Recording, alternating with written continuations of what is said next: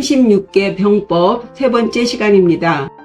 모든 병법이 그렇듯이 오늘의 이야기 또한 단순히 전쟁의 계략 이야기가 아니라 사람과 사람 사이의 관계에 대한 이야기예요. 병법을 빌어 말하지만 결국은 인간관계 속에서 어떻게 살아야 지혜롭게 살아가는 것인가를 배우는 것이죠. 병법의 지혜가 단순히 고전 속의 전략이 아닌 우리의 일상과 관계 속에서 지혜롭게 소통되어 조화로운 협력으로 이어지길 바랍니다. 시청자 여러분 안녕하세요. 해인학당 유순복입니다. 반갑습니다. 오늘은 36개 가운데 세 번째 계략인 차도살인, 남의 칼을 빌려 사람을 죽이다 입니다. 이 말만 들으면 얼핏 매우 잔혹한 계략처럼 들리지요. 남을 이용하고 남을 희생시키면서 자신은 뒤에 몰래 숨는 비열한 술수처럼 느껴집니다. 그래서 많은 사람들은 이 차도살인을 비겁한 전략으로 이해하기도 해요. 그러나 고전은 그렇게 단순하지 않지요. 병법은 살인을 가르치는 책이 아니라 힘을 쓰는 방식을 가르치는 책이지요. 차도살인의 원문을 차분히 읽고 왜 이 계략이 주역 손께의 이치에서 나왔는지, 그리고 이 차도살인이 말하는 진정한 지혜는 무엇인지 함께 살펴보겠습니다. 먼저 해석 읽어보죠. 제3계 차도살인, 36개 중 세 번째 계략, 남의 칼을 빌려 사람을 죽이다. 적이 누구인지 이미 드러났으나 친구는 아직 확정되지 않았다. 친구를 끌어들여서 적을 죽게 하고 스스로 힘을 쓰지 않는다. 이것은 주역의 손께의 이치에서 미루어 전개한 것이다. 매우 짧은 문장이지만 36개의 핵심이 모두 담겨 있는 것 같아요. 먼저 계명부터 읽어보죠. 차도살인, 남의 칼을 빌려 사람을 죽이다. 차도, 빌릴 차, 칼도, 칼을 빌리다. 남의 칼을 빌려서 살인, 사람을 죽이다. 여기서 첫 자가 빌릴 차자지요. 뺏을 탈자도 아니고 훔칠 도자도 아닌 빌릴 차자를 썼습니다. 빌린다는 것은 강제로 움직이게 하는 것이 아니죠. 상대가 스스로 자신의 이익이라고 판단해서 움직이게 한다는 의미가 내포되어 있어요. 병법은 사람을 조종하는 것이 아니라 형세를 조종하는 학문이라고 합니다. 그래서 이 차도살인은 남을 속이는 계략이라기보다 이해관계를 읽는 전략이에요. 상대의 힘을 내 힘으로 바꾸는 학문이지요. 태권도에서 상대의 공격을 역이용해서 나의 기술로 반격시키는 방법이 그게 생각이 나네요. 세상에는 내 힘만 있는 것이 아니라 남의 힘도 있다는 것을 분명하게 밝히면서 그 방법을 이용하라는 것이죠. 그리고 여기서 이 칼 도자는 단순한 무기만을 나타내는 것이 아니라 권력이나 여론 혹은 법률, 나아가서는 국제 정세 등 내가 직접 움직이지 않아도 상황을 바꿀 수 있는 힘을 상징합니다. 그리고 살인, 사람을 죽이다. 그 칼로 상대를 제거하다. 마찬가지로 병법에서 죽인다고 하는 것은 반드시 생명을 빼앗는다는 의미를 넘어서 상대가 의도하는 그 계획을 무너뜨리거나 혹은 그 세력을 해체시키면서 나아가서는 그 전투 의지를 꺾는 것 등 광범위하게 포함되죠. 따라서 이 차도살인이 말하는 전략은 자신이 직접 나서지 않고 다른 세력을 이용해서 목적을 달성하는 전략이에요. 그럼 이제 원문을 읽어보죠. 원문은 이렇게 딱 2개의 연으로 이루어진 아주 짧은 글입니다. 적, 이명, 우, 미정. 요 적자는 명사로 적적, 과거 시제를 의미하는 이미 이자, 밝을 명자 해서 적이 이미 드러났다. 여기서 분명하다고 하는 것은 누가 적인지 분명하게 알게 되었다. 그렇게 적이 누군지를 안다면 이미 적의 의도를 절반을 읽었다고 봐야겠습니다. 적이 누구인지를 암과 동시에 그 적의 의도, 적의 약점 등 적에 관한 그 정보 같은 것도 알게 되었다는 의미도 포함되어 있다고 봐야겠습니다. 이제 적이 확실하게 누군지는 알게 되었어요. 그런데 오미정이라고 했어요. 벗우, 안일미, 정할정. 벗은 아직 정해지지 않았다. 예, 무슨 뜻일까요? 적군은 이미 누가 적군인지 다 드러났는데 이 친구, 나의 우군이 되어줄 그 친구는 아직 정해지지 않았다. 사실 가장 위험한 상태는 적이 누구인지 모르는 상태일 거예요. 우리 속된 말로 똥인지 된장인지 모른다는 말이 있잖아요. 누가 적이고 누가 우리 편인지 모를 때, 이때가 가장 위험한 상태일 것 같습니다. 가장 먼저 적이 누구인지 아는 것이 사실 싸움의 시작이 되겠죠. 여기서 우는 굳이 얘기하자면 붕우라는 단어가 있죠. 겉붕, 벗우에서요. 그 붕자는 그 물리적인 친구를 말해요. 같이 몰려다니는 친구들. 거기에 비해서 이 우자는요. 손과 손이 맞잡은 자의 합자예요. 그래서 뜻이 맞는 친구를 우라고 합니다. 근데 여기서의 벗우는요.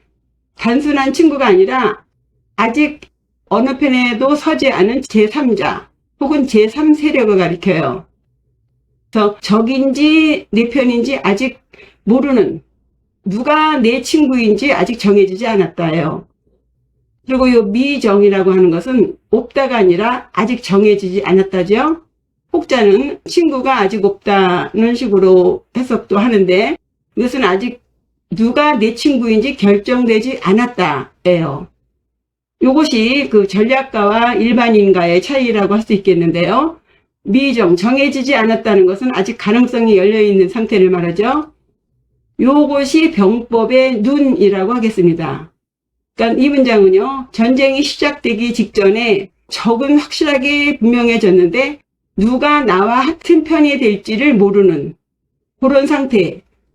전세가 아직 확실하게 굳어지지 않은 상태에서 이 제3국이 내 친구가 되어서 우리를 도울지 혹은 적을 돕게 될지 아니면 중립을 지킬지 결정하지 않은 상태, 그런 상태를 말합니다. 사실 전쟁의 승패는 적도 적이지만 이 제3자, 제3국이 어느 편에 섰냐에 따라서 결정되는 경우가 많지요. 그래서 적을 공격하기 전에 누구를 우리 편으로 만들 것인가가 관건이 되는 것입니다. 예, 바로 이 순간이 차도살인이라는 계략이 가장 빛을 발하는 순간이죠. 누가 내 친구가 되는지를 분명하게 알아서 그 친구를 움직여라 해요. 예, 다음 년 보시면요. 인우살적, 부자, 출력. 분명하게 이제 우리 편이 되어줄 수 있는 그 친구, 인우, 당길 인, 벗우. 그 친구를 끌어들여서 살적. 그 친구로 하여금 적을 제거시켜라.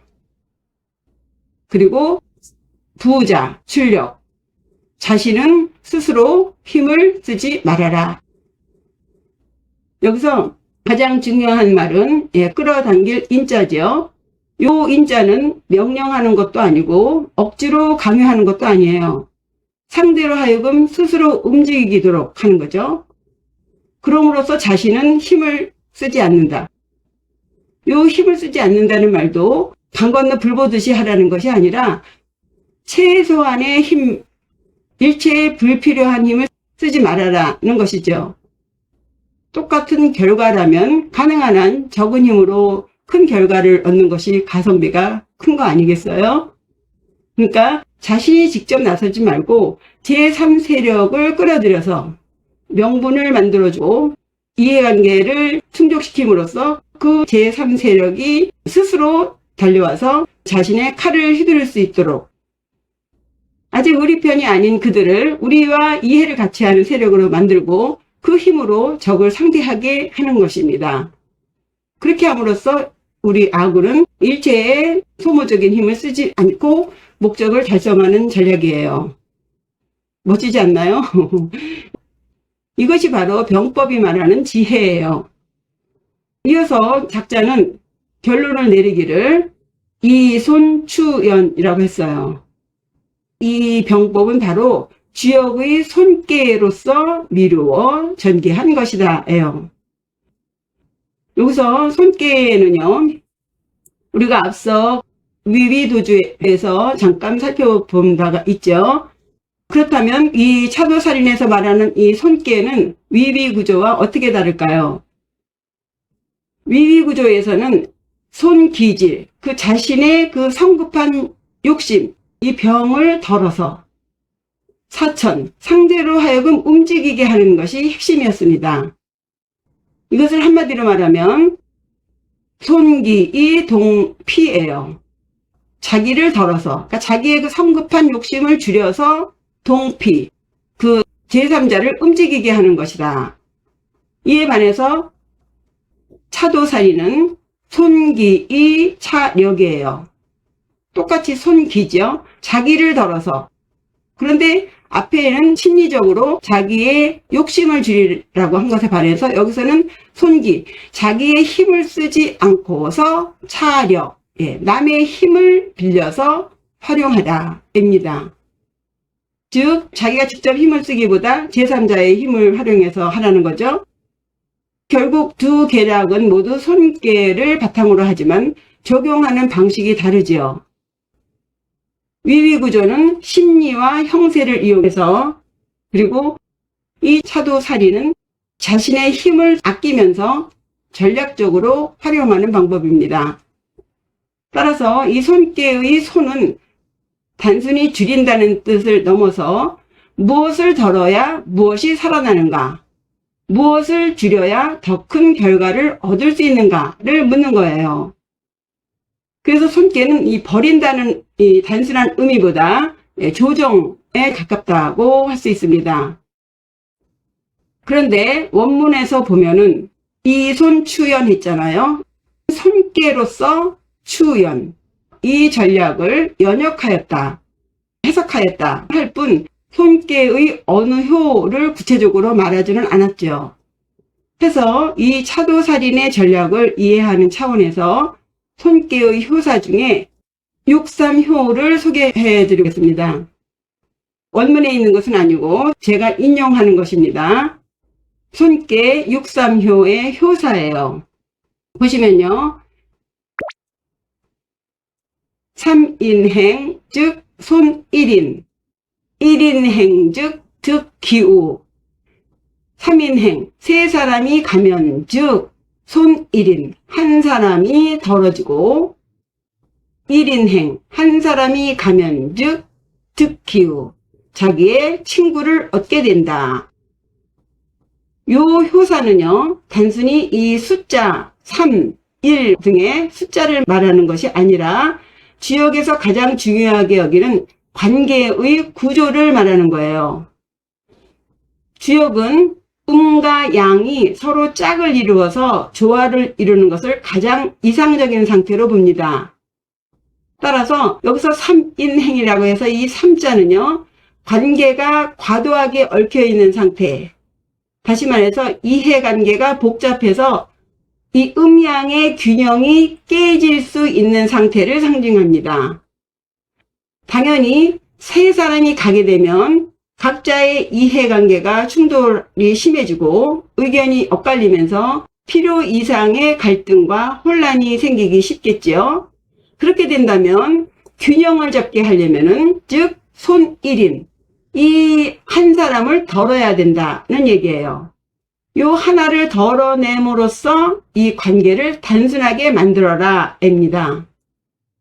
여기서는 사람을 비유를 들어서 설명을 했지만 여기서 덜어낸다는 것은 단순히 사람을 버리라는 뜻이 아니라 불필요한 개입, 복잡하게 얽혀있는 그 관계를 재조정하라는 의미예요.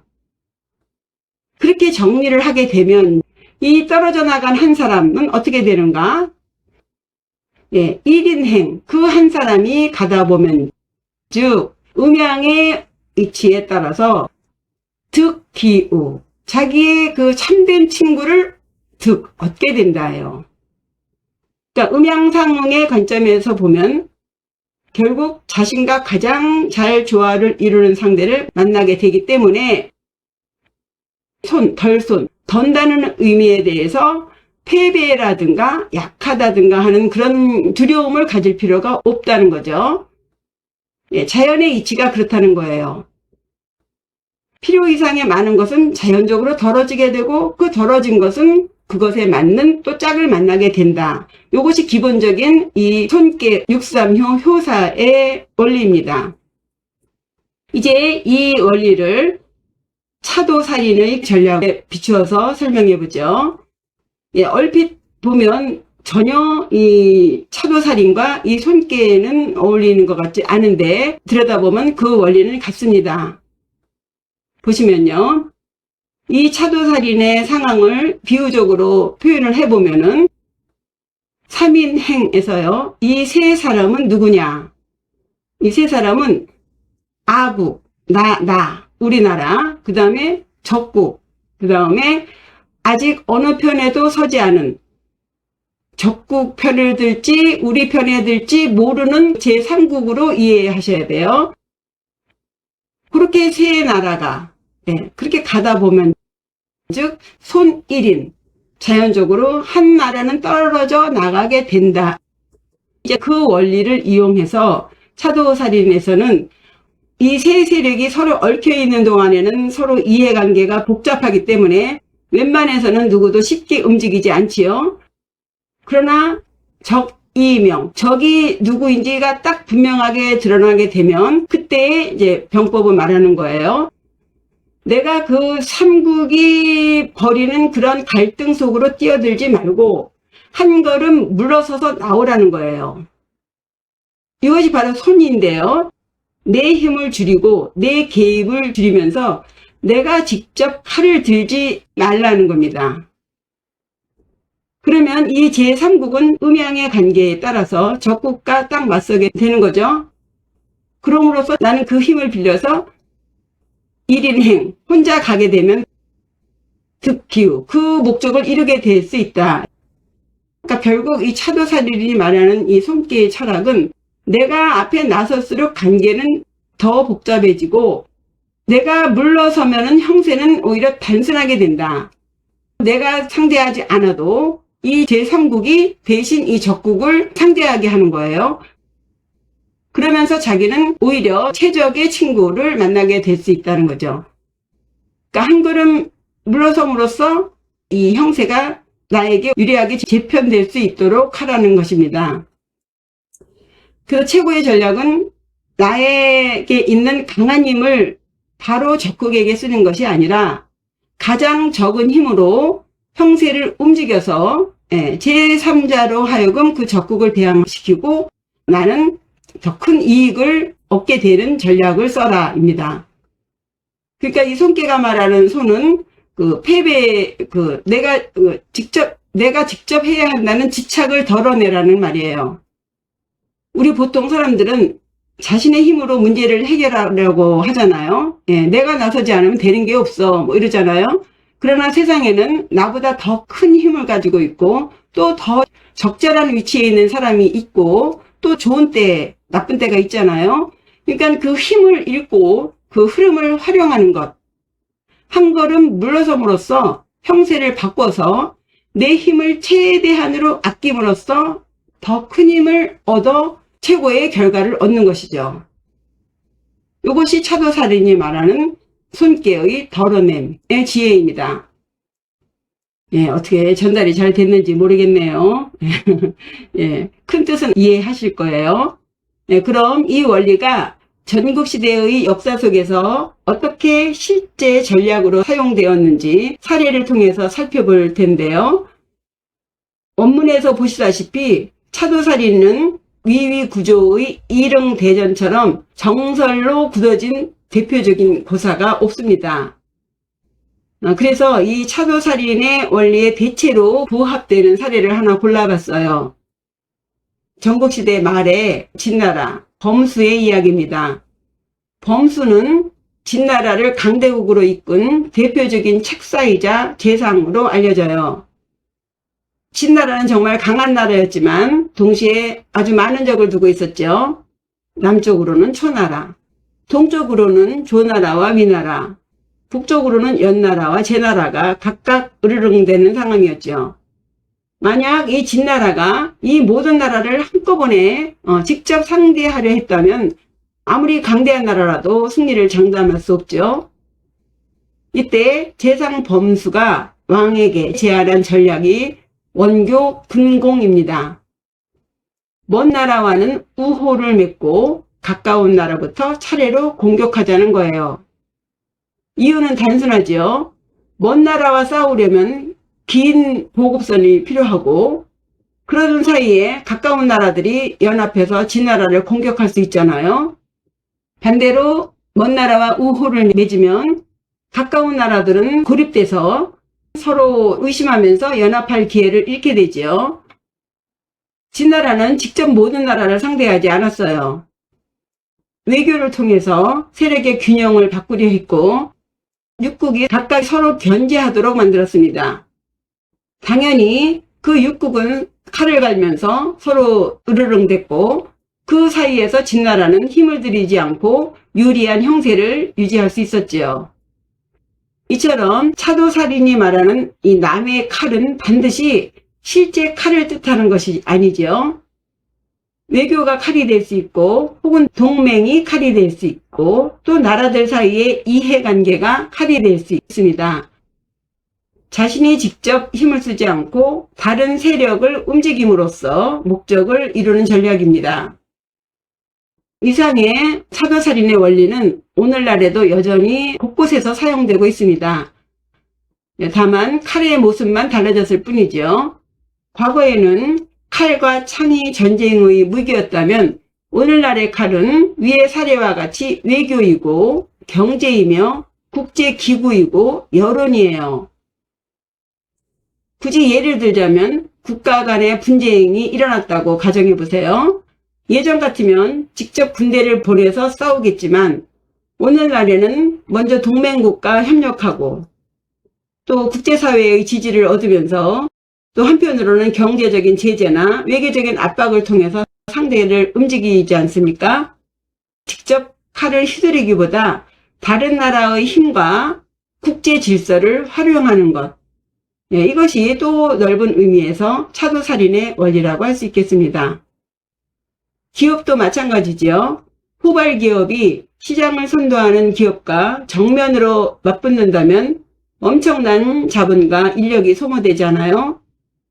곧바로 정면 승부를 벌이기보다는 새로운 기술을 개발하거나 소비자의 요구를 바꾸거나 혹은 정부가 새로 내놓는 그 정책을 활용하거나 시장 환경을 이용해서 경쟁 구도를 바꾸기도 하죠. 여기서도 중요한 것은 상대를 직접 쓰러뜨리는 데 있지 않죠. 내 힘을 가능한 한 최소한도로 소모시키면서 목적을 이루는 것입니다. 이런 점에서 차도살인은 단순한 술수가 아닙니다. 누군가를 희생시키라는 계략도 아닙니다. 손깨가 말하는 그 덜 손처럼 먼저 내 힘을 함부로 쓰지 말라는 가르침입니다. 내가 앞장서서 모든 문제를 해결하려 할수록 잃는 것도 커진다예요.